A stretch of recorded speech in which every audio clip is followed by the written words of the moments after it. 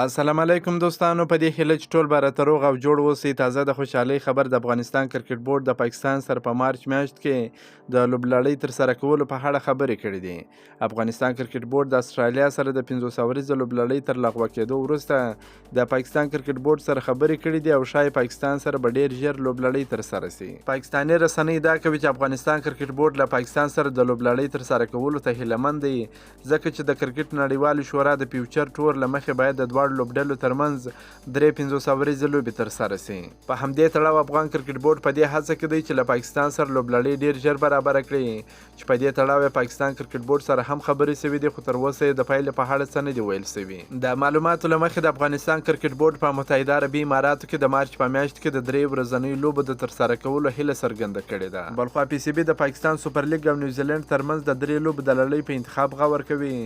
هیره د نوي چې استرالیا په دې وروستۍ کې له افغانستان سره د لوبلړۍ څخه انکار وکړ او دلیل یې د نجونو پر وړاندې د زده کړو او کار محدودیت وښوده.